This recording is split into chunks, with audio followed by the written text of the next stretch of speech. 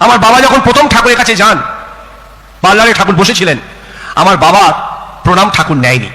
আপনাদের কাছে বলি, আজকে প্রকাশ করি, আমার বাবার প্রণাম ঠাকুর নেয়নি। সকলে প্রণাম নিচ্ছেন, ঠাকুরকে কেউ প্রণাম করলে ঠাকুর হাত জোর করে তার প্রণাম গ্রহণ করতেন। আমার বাবার প্রণাম কিন্তু ঠাকুর নিচ্ছেন না। বাবা মনে কষ্ট পেয়েছে, তখন ইয়াং ব্লাড, ইয়াং জেনারেশন, বাবা কষ্ট পাচ্ছেন। তার ঋত্বিক দেবতা আমার বাবা ছিলেন, খুব নামকরা ঋত্বিক, করুণা সিন্ধু মুখোপাধ্যায় মহোদয়।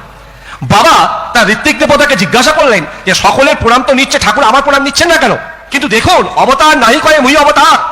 বাবাকে কিন্তু ঠাকুর ডাইরেক্ট বললেন না যে তুই তোর মাকে কি প্রণাম করিস, প্রতিদিন মাকে না প্রণাম করে আমাকে প্রণাম করবি না। কি শাসন দেখুন। আমার বাবা বসে আছে আর সবাইকার উদ্দেশ্যে ঠাকুর বলছেন, আমার কাছে অনেকে আসে, খুব ঘটা করে প্রণাম করে, ধূপ ঘোরায়, বাতি ঘোরায়, কিন্তু বাড়িতে গিয়ে উয়েরা ওদের মা বাবাকে প্রণাম করে না। যারা আমার কাছে ঘটা করে প্রণাম করে কিন্তু মা বাবাকে প্রণাম করে না, উয়েদের কোনো কাম হবি না।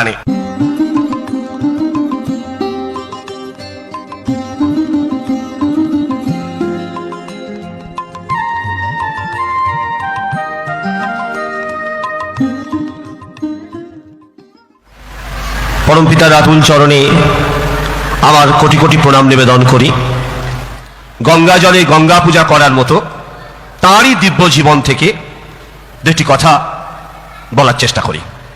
শুরুতেই বলি, বলতে সংকোচ নেই, আপনারা আমার খুব কাছের মানুষ, আমার আপন সংসারের মানুষ আপনারা।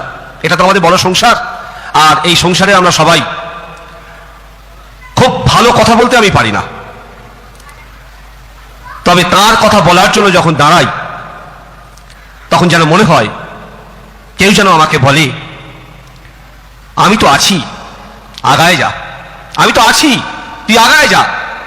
সেই ভরসা রেখে, সেই বিশ্বাসের ডানায় ভর করে আজকে উৎসবের মূল মঞ্চে সৎসঙ্গী যুব সম্মেলনে তার কথা বলবার জন্যে আমি দাঁড়াবার সাহস পেয়েছি।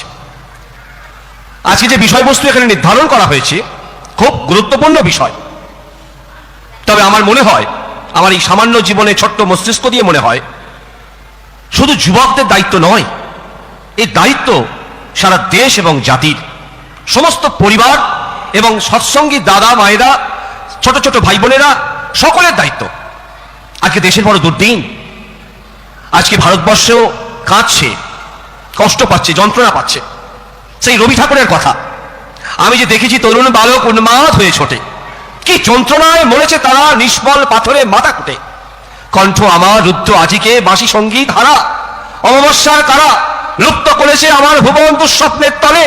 তাই তো তোমায় সুধাই অশ্রু জলে, যাহারা তোমার বিষাইছে বায়ু, নিভাইছে তব আলো। তুমি কি তাদের ক্ষমা করিয়াছো, তুমি কি বেসেছো ভালো? আজকে সমস্ত পরিমণ্ডলটা দূষিত হয়ে পড়েছে। আজকে আমরা যেন কেমন হয়ে যাচ্ছি, সেই জায়গায় ঠাকুর এই সৎসঙ্গী এবং সৎসঙ্গী পরিবার বড় ভরসা করেছেন। আমি তার দর্শন করতে পারিনি, আমার পিতৃদেব তার দর্শন করেছেন, তবে আমার জীবনে সৌভাগ্য, তাকে দর্শন করেছেন এমন বহু মানুষের সঙ্গ আমি পেয়েছি। সেখান থেকে আমি তাদের কাছে শুনেছি, আর যতটুকু আমি ঠাকুরের বইপত্র পড়াশোনার চেষ্টা করি, ঠাকুরের চোখের জল, ঠাকুরের আকুল ব্যাকুল ভাব, ঠাকুরের কষ্ট, ঠাকুরের যন্ত্রণা, কি যে যন্ত্রণা তা আপনাদের কাছে আমি বলে প্রকাশ করতে পারবো না। তার দিব্য জীবনের ঘটনা একটু বলি।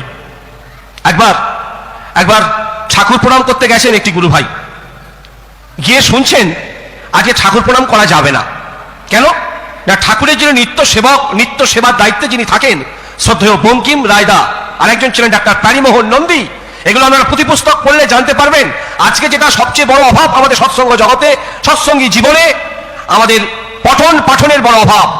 পঠন পাঠন একদম নেই বললেই চলে, যেটা সবচেয়ে বড় প্রয়োজন, ঠাকুরের বড় আশা ছিল। কারণ ঠাকুরকে প্রশ্ন বারবার করা হয়েছে যে আপনি এখন দেহ নিয়ে রয়েছেন, কিন্তু পার্থিব দেহ নিয়ে এসেছেন, সবসময় এরকম দেহ নিয়ে থাকবেন না। তখন আমরা যাবো করে, কার কাছে যাব? আমাদের সমস্যার কথা কার কাছে গিয়ে বলবো? ঠাকুর বলেছিলেন আমি যেমন এখানে আছি আমি তেমন ওখানেও আছি, আর সঙ্গে সঙ্গে বলেছিলেন আমার সমস্ত সমাধান আমার বই পুস্তকের মধ্যে দেয়া থাকলো। তোমরা যদি এগুলো পড়াশোনা করো, অধ্যয়ন করো, তাহলে আমার সঙ্গে ডাইরেক্ট কথা বলা হবে। আর যদি পঠন পাঠন না করো, অধ্যয়ন অধ্যাপনা না করো, তাহলে তিনি দুটো বুড়ো আঙুল তুলে বলেছিলেন সব ফক্কা, সব ফক্কা, সব ফক্কা।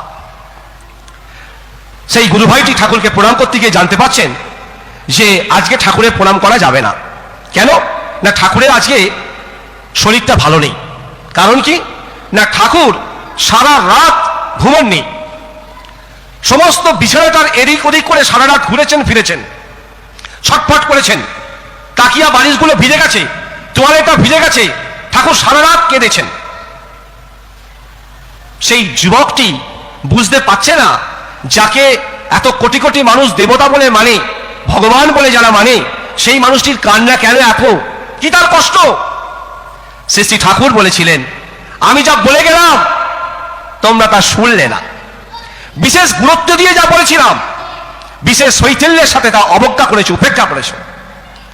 সেই যে কথা আলোচনা প্রসঙ্গে তৃতীয় খণ্ডের বাণী তিনি বারবার বলছেন যে গতিক দেখে মনে হয় মনুষ্যত্বের মূল বুনিয়াদ অবলুপ্ত হয়ে যাওয়া সম্ভব নয়।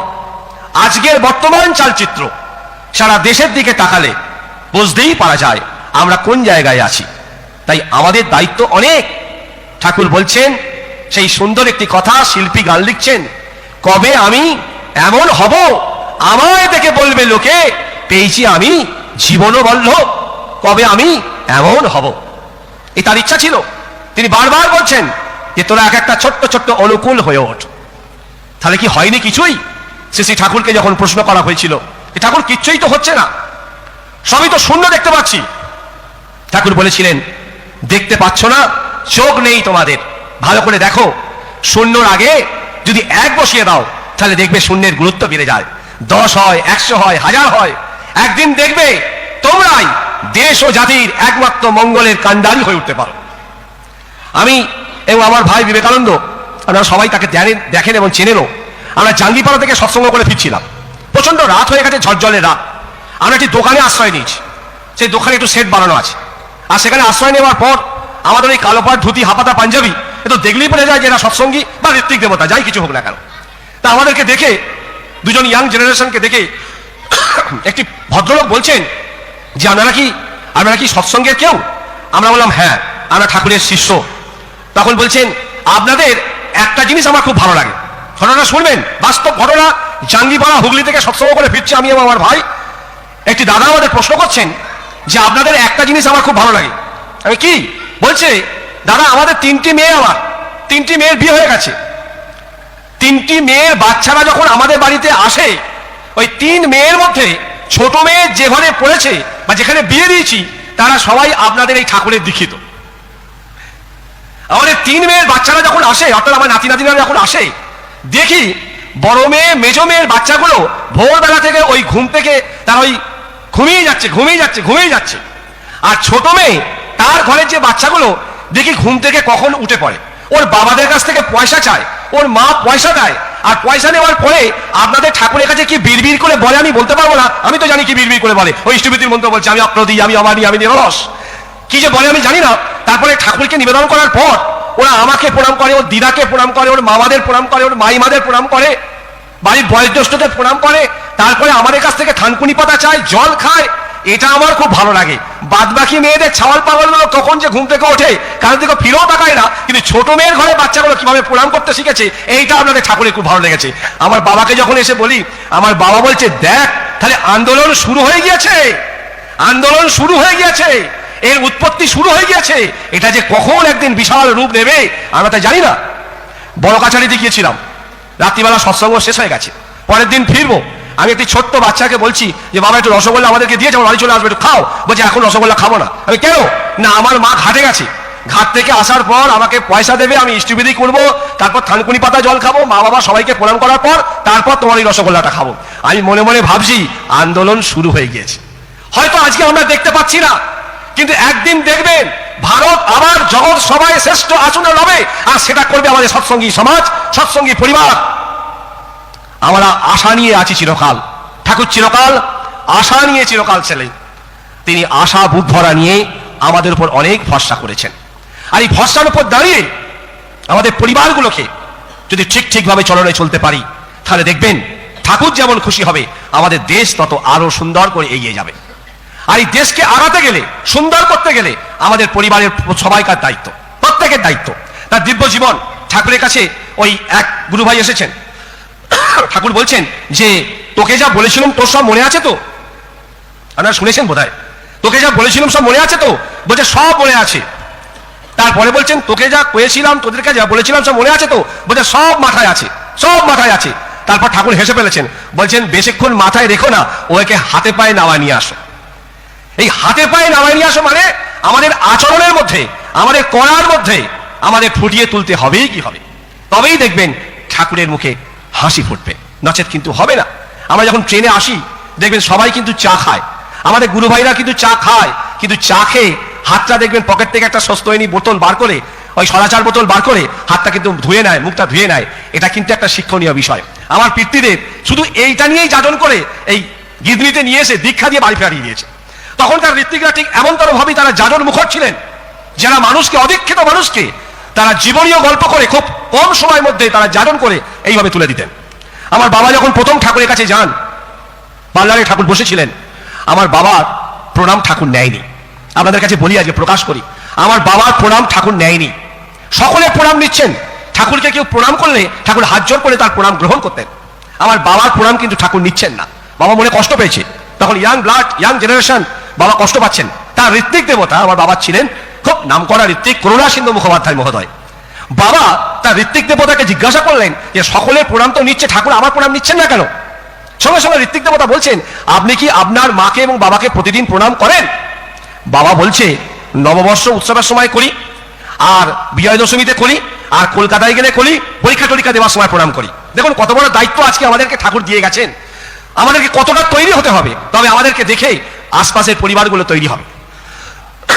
আমার বাবা বাড়িতে চলে এলেন, বাড়িতে চলে আসার পর আমার ঠাকুমাকে প্রতিদিন প্রণাম করা শুরু করলেন। সঙ্গে সঙ্গে আমার ঠাকুমা বলছেন যে তুই কি কোথাও যাবি? না, আমি দেওঘরে গিয়েছিলাম, আমার গুরুদেব আমার প্রণাম নেয়নি, আমার ঋত্বিক দেবতা বলেছে তোমাকে প্রতিদিন একটা করে প্রণাম করতে। বাবা প্রতিদিন একটা করে প্রণাম করে। 3 মাস পর আমাদের কনফারেন্স হয়, ঠিক ঋত্বিক কনফারেন্স। আমার বাবা আবার দেওঘরে গেছেন, পার্লারে গিয়ে শ্রী ঠাকুরকে বাবা প্রণাম করছেন, সঙ্গে সঙ্গে ঠাকুরও বাবার প্রণাম গ্রহণ করছেন হাত জোর করে। বাবার কি খুশি! কিন্তু দেখুন, অবতার নাহি কয়ে মুই অবতার। বাবাকে কিন্তু ঠাকুর ডাইরেক্ট বললেন না যে তুই তোর মাকে কি প্রণাম করিস, প্রতিদিন মাকে না প্রণাম করে আমাকে প্রণাম করবি না। কি শাসন দেখুন! আমার বাবা বসে আছে আর সবাইকার উদ্দেশ্যে ঠাকুর বলছেন, আমার কাছে অনেকে আসে, খুব ঘটা করে প্রণাম করে, ধূপ ঘোরায়, বাতি ঘোরায়, কিন্তু বাড়িতে গিয়ে ওরা ওদের মা বাবাকে প্রণাম করে না। যারা আমার কাছে ঘটা করে প্রণাম করে কিন্তু মা বাবাকে প্রণাম করে না, ওদের কোনো কাম হবি না নে। আমার বাবা অ্যান্সারটা পেয়ে গেলেন। আমার বাবা চলে আসার পর বহু পরিবারের মধ্যে আজ মাকে এবং বাবাকে একটা জায়গা তৈরি করে দেওয়ার চেষ্টা করেছিলেন, যার ফলে বহু পরিবার আজও তাদের মা বাবাকে যেমন ওই ভক্তি শ্রদ্ধা প্রণাম নিবেদন করে, তারা চলে যাওয়ার পরও তাদের উদ্দেশ্যে স্মৃতিতর্পণ বাসন করে তাদের প্রতি শ্রদ্ধা জ্ঞাপন করে। ঠিক এইভাবে আমরা আমাদের পরিবারগুলোকে যদি ঠিক এইভাবে চাষ করতে পারি, সেই সাধক রামপ্রসাদের কথা, কি সুন্দর কথা, এমন মানব জমিন রইল পতি, আবাদ করলে ফলতো সোনা। আবাদ করলেই দেখবেন সোনা ফলবে। আমরা যদি একটু একটু করে করি, তার কথা একটু একটু করে মেনে চলি, তাহলে দেখবেন আমাদেরকে দেখে বহু মানুষ তারা অনুপ্রাণিত হবে। এই যে আজকে আপনারা এত মানুষ এসেছেন, আগামীকাল আরো মানুষ আসবে। আপনারা যে এখানে এসেছেন, একজনকে ভালোবেসে এসেছেন। সেই ভালোবাসার মানুষটি হলেন ঠাকুর। আর ঠাকুরের মধ্যে আছে ঠক্কর। তিনি প্রত্যেকটা মুহূর্তে আমাদেরকে ঠক্কর দিচ্ছেন, ঠক্কর দিচ্ছেন। আর এই ঠক্কর খেতে খেতে আমরা একটা সময় তার হয়ে ওঠার চেষ্টা করি। প্রতিদিন ঠাকুরের কাছে বলতে হয়, ঠাকুর আমি তোমায় ভালোবাসি ঠাকুর, আমি তোমায় ভালোবাসি ঠাকুর, আমি তোমায় ভালোবাসি ঠাকুর।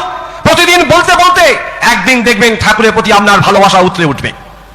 আপনার সমস্ত কিছু নিয়ে ডিফেক্টস বলুন, আপনার যাই কিছু থাকুক না কেন, সব কিছু নিয়ে তাকে ভালোবাসার মধ্য দিয়ে দেখবেন জীবন কেমন রঙিন হয়ে উঠতে পারে। শুধু তাকে ভালোবাসা, আর এই ভালোবাসার মধ্য দিয়ে আমাদের পরিবারগুলো যত তৈরি হবে, যত সুন্দরভাবে তৈরি হবে। ছোট ছোট বাচ্চারা এখানে এসছেন, ছোট ছোট বাচ্চারা এসেছেন। আমি বাচ্চাদেরকে জিজ্ঞাসা করছি, মা তুমি কোথা থেকে এসেছো, বাবা তুমি কোথা থেকে এসেছো? দেখবেন আমাদের গুরু ভাইরা, আমাদের ঋত্বিক দেবতারা সমস্ত